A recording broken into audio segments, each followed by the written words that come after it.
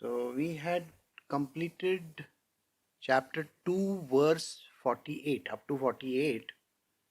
So today we are going to do verse 49 onwards, but just a small recap of the previous verse. Okay.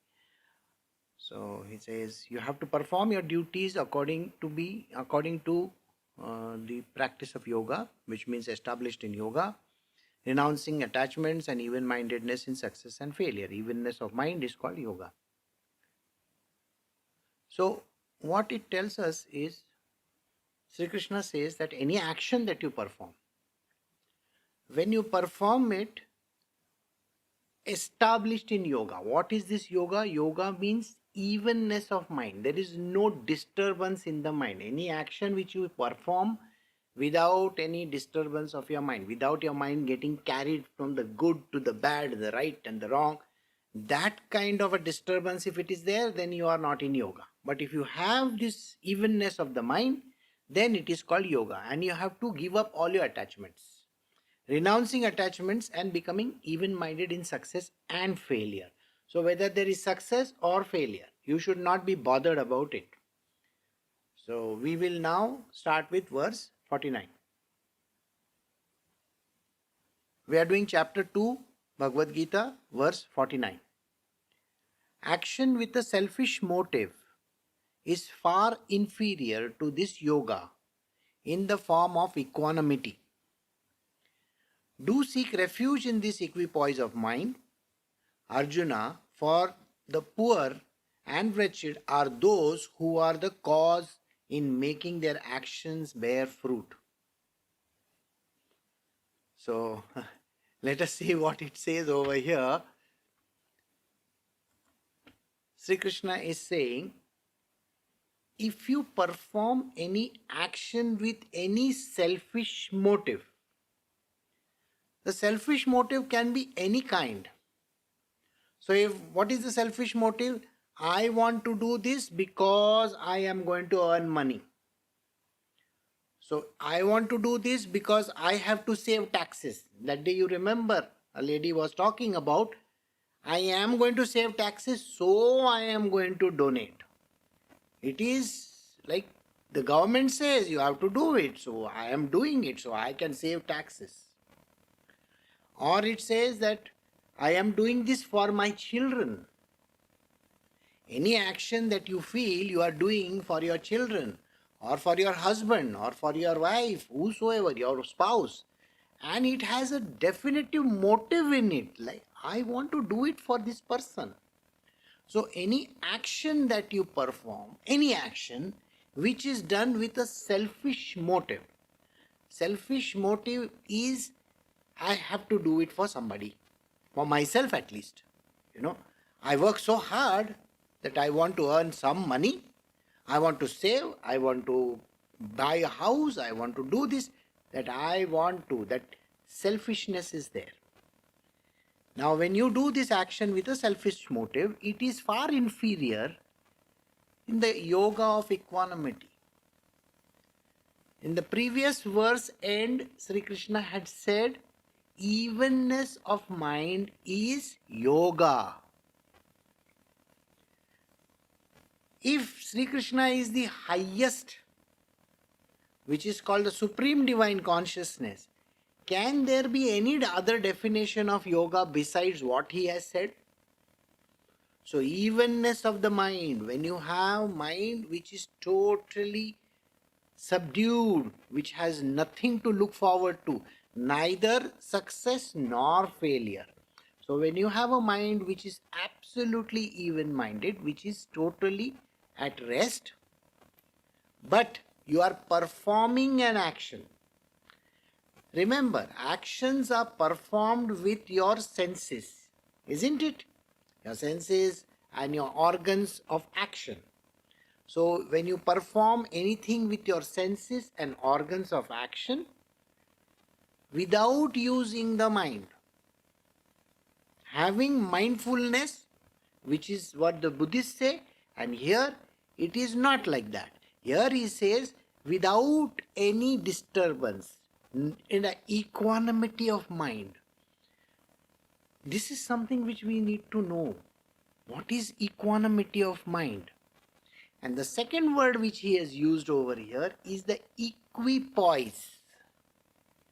Now, this word equipoise of mind and equanimity of mind, there is a small difference between the two. I will give you the understanding. When we say equanimity of mind, there is no disturbance. Alright? So, I will give you an example of an weighing scale. The weighing scale has got a counter. There are two sides, the right and the left, and in the middle there is a counter which keeps on moving this way, this way. I'm sure you have seen weighing scales.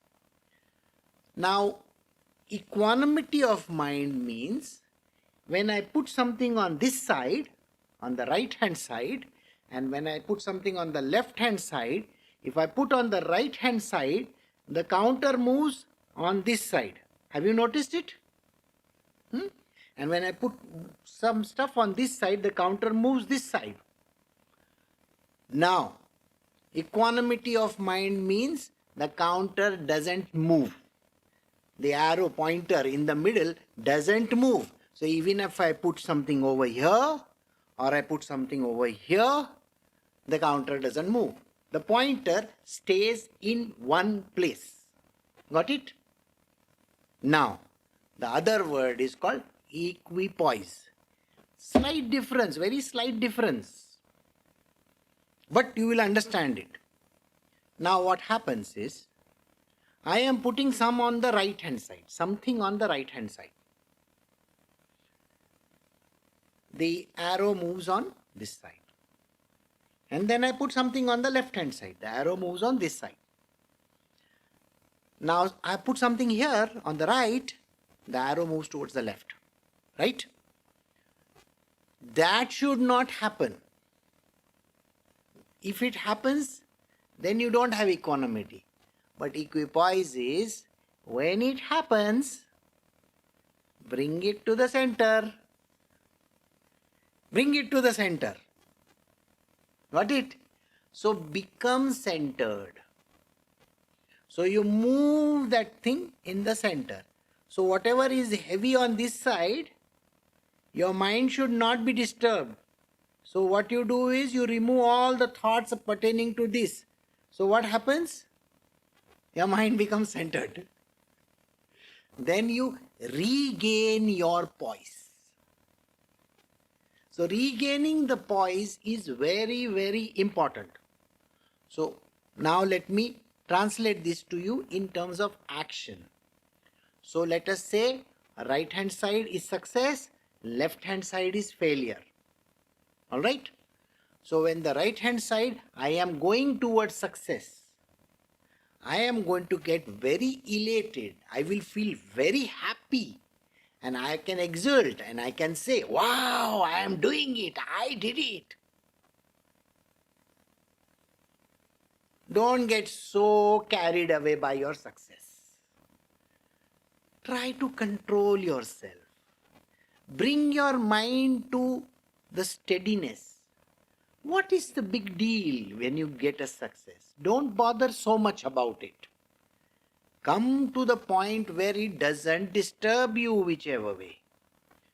Now we go to the other side. When there is a failure, if there is a failure, you will say, oh my God, I'm losing, I'm failing. What am I supposed to do? I put in so much of effort. You know, that kind of words you will say. I put so much of effort. I did so much, whatever that was necessary. I did this, I did that. I have had people in my life who will say to me, you know, how much of effort I put in this. And I never got anything out of it. When you never got anything out of it, so your efforts are gone in vain is what you are saying. That means you are already calculating failure. Equipoise of mind means, why are you so much disturbed about the failure? Can you not let it be? It's a part of life. Failing is a part of everybody's life. Please understand.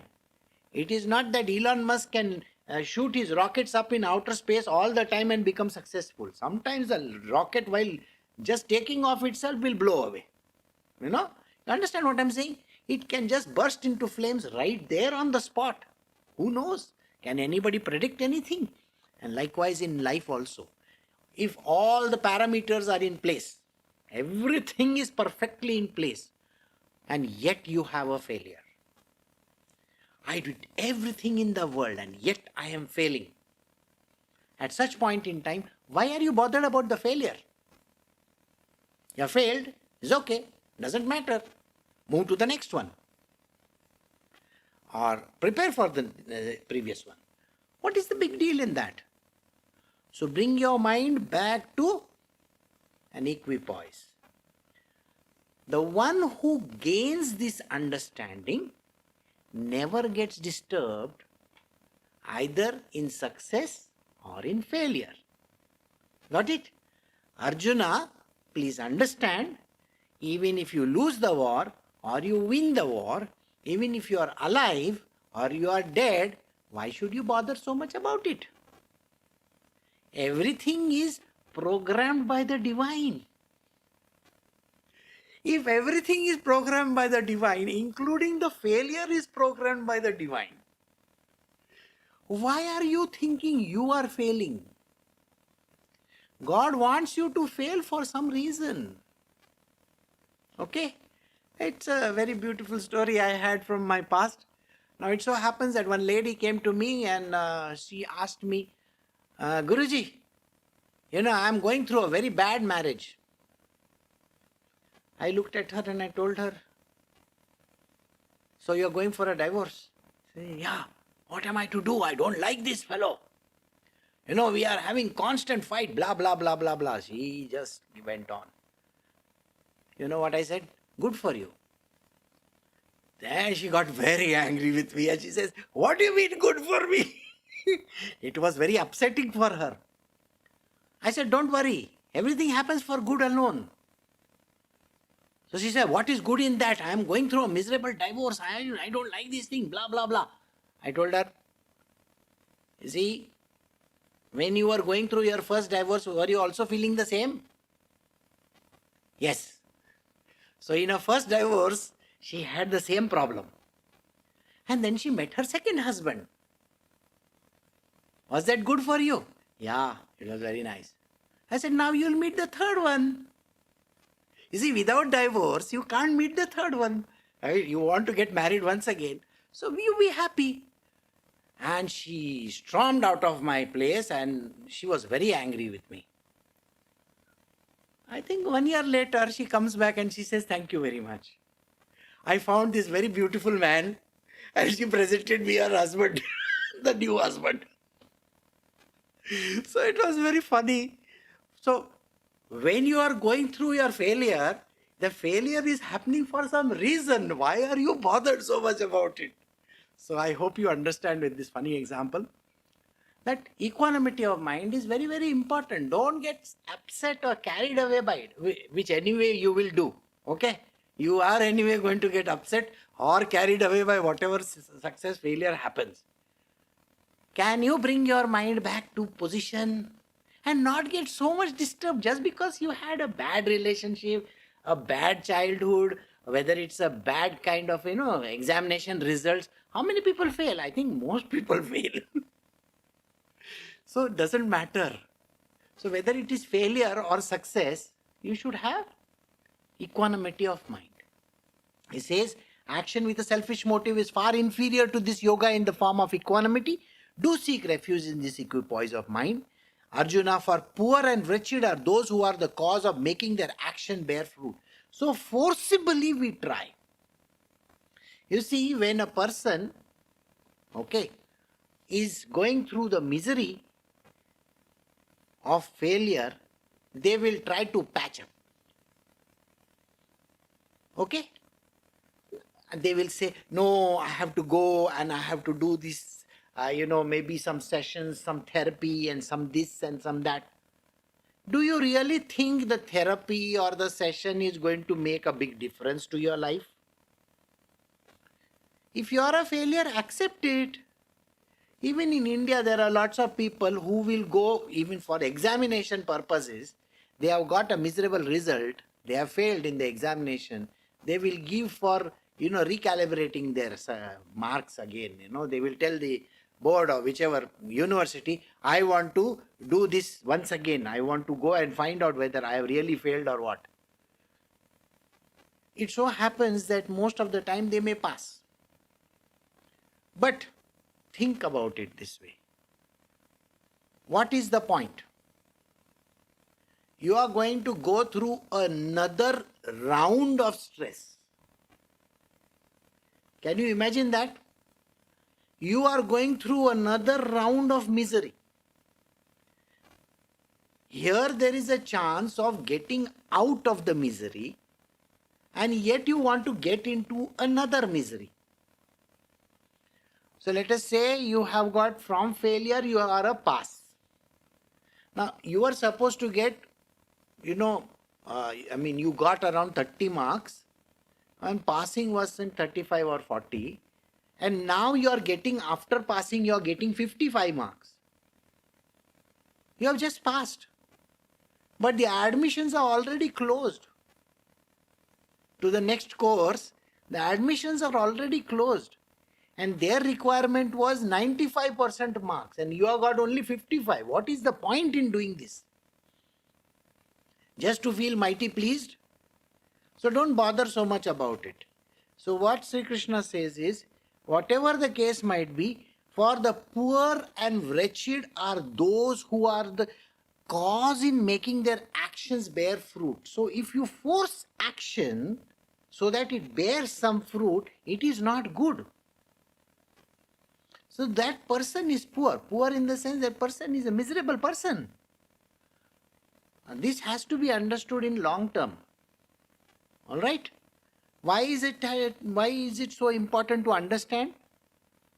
Well, when we do the verse connected with karma yoga, you will know where the problem lies. The problem is not in getting solution. The problem is in getting it over a period of time. And when there is a time lapse, it's going to be bad. Because over a period of time, you have accumulated additional karma. Do you want me to give you a glimpse of what this is? Okay, I will give you a small glimpse of it for you to understand. Let us say there is a husband and wife. They are having a very bad fight going on, and the wife and the husband decide that we want to get a divorce. The man is beating her and all that kind of thing. Okay, maybe he drinks or something like that. So they are going to the lawyer and they are filing. But then somebody in the family tells them, you should try once again. How many people have in their life people who will say, you should try once again? Your own parents will say the same thing. So listening to all these great advisors in your life, you go and you have a therapy session, a kind of whatever you call it.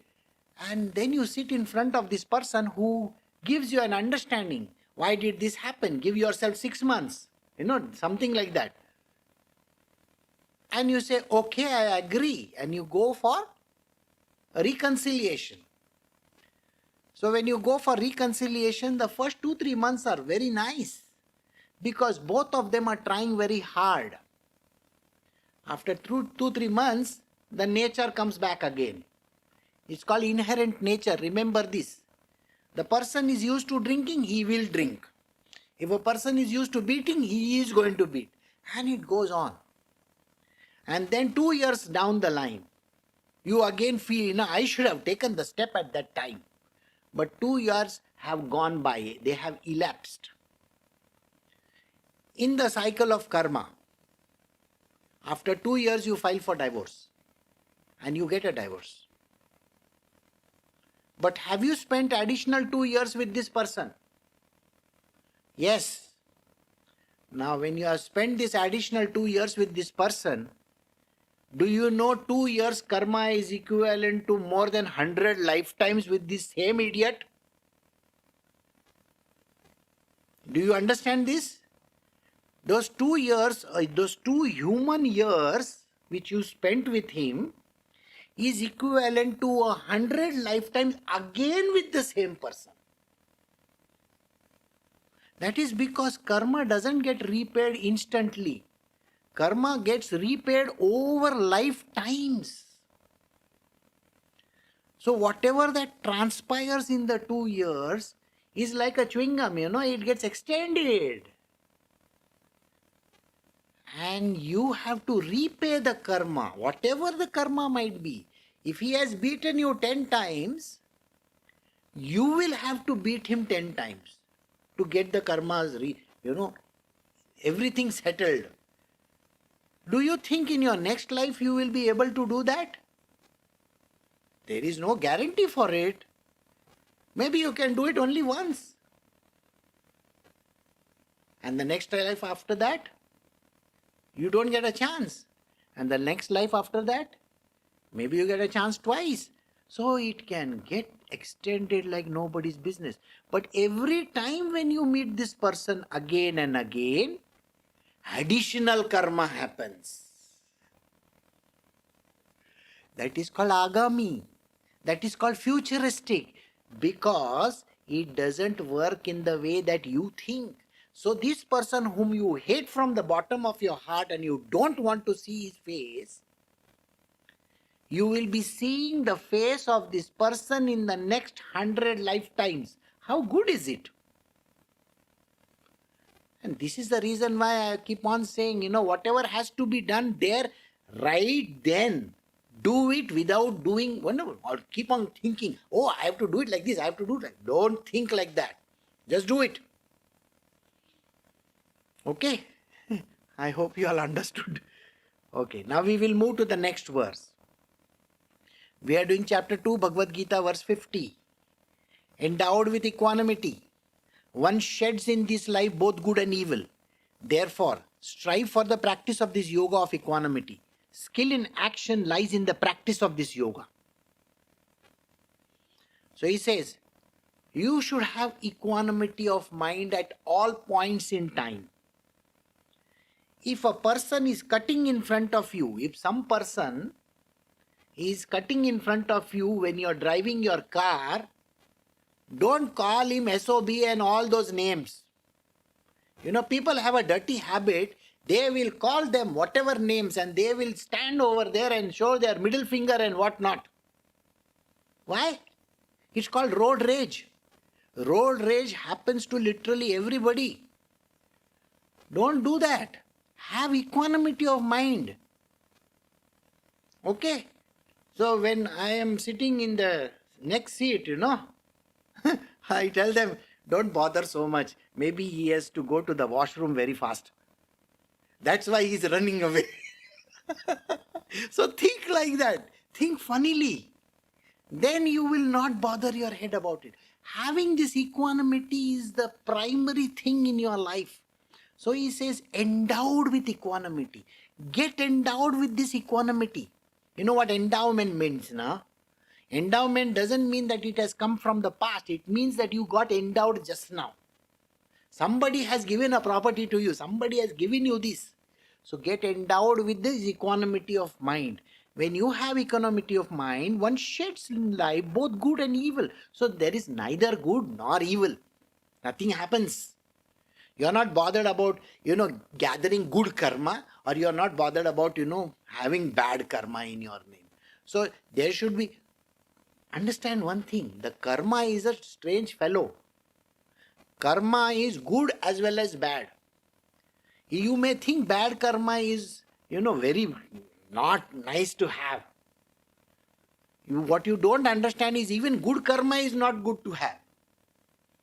Don't have good and bad karma. Suppose you have good karma with another person. Okay? What is the good karma? Maybe you have helped your friend. That friend is some great guy. Okay? And you have helped this person quite a lot.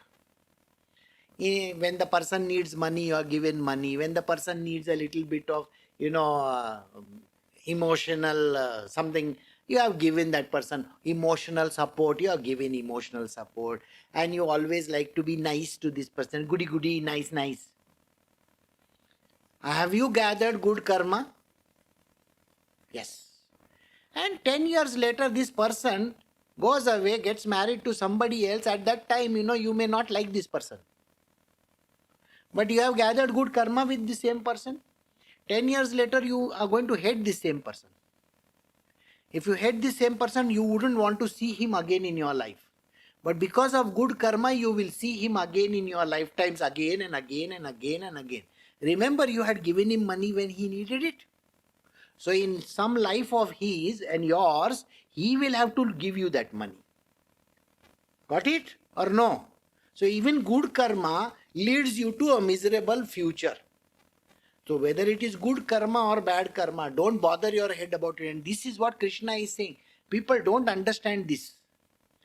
In this world, people are only saying, you should always do good karma, you should always do good karma. No. Have equanimity. Don't keep on saying, I did good karma. So here he says, endowed with equanimity, one shades in life both good and evil. Therefore, strive for the practice of this yoga of equanimity. You should have equanimity. You have to strive really very hard. First you do the equipoise, the right, left and center. Because that you don't know about it. So you try to adjust yourself out. And then later on, you develop this karma of equanimity. That is yoga. Got it? Yoga means you have equanimity of mind. So, skill in action lies in the practice of this yoga. This is the yoga you need to practice. Not sitting in some postures and saying, Om and all that. That Om and all is not going to give you equanimity of mind. Because after you say Om, after Om is over, then what happens? You open your eyes. I feel so nice. And then you see your child sitting over there and he has gone and destroyed something in front of you. And that Om becomes Bom. Bom means, you shout. And then you say, what is this you are doing over there? Blah, blah, blah, blah, blah, blah, blah. So what happened to all that Om which you had?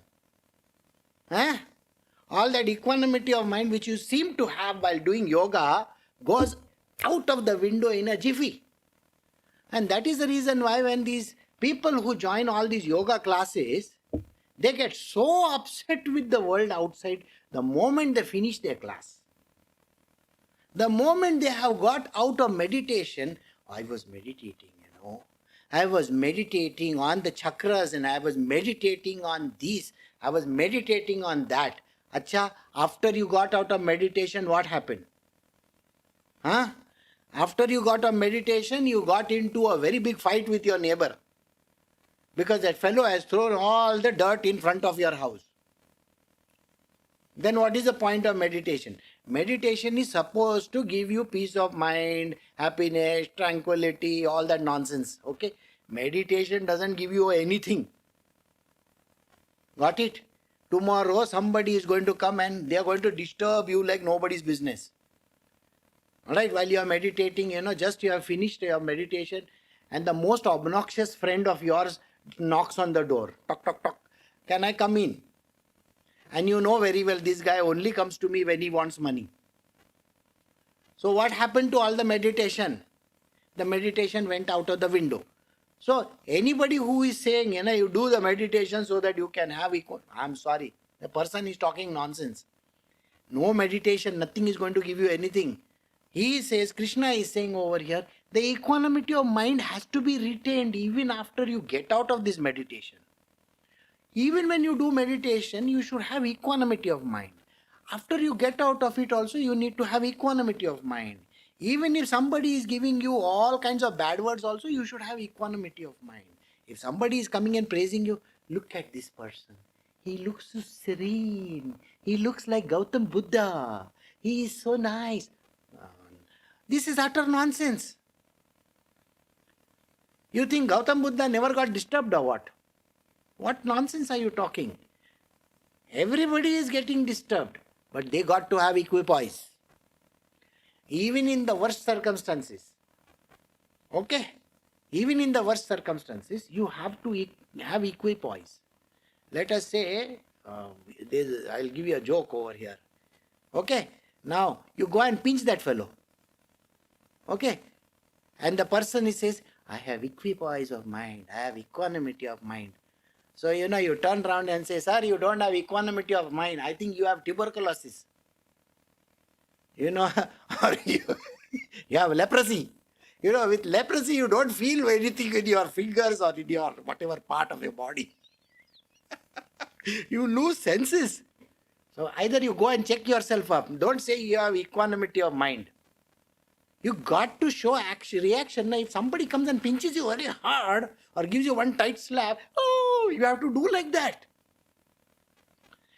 Don't say, no, I am like this only. Okay. The person comes and slaps, tap, tap, tap, tap, tap. I have equanimity of mind. Then I will call you the biggest fool on earth. Why? That is not equanimity. That is stupidity. So we have come to verse 50. So we will stop over here.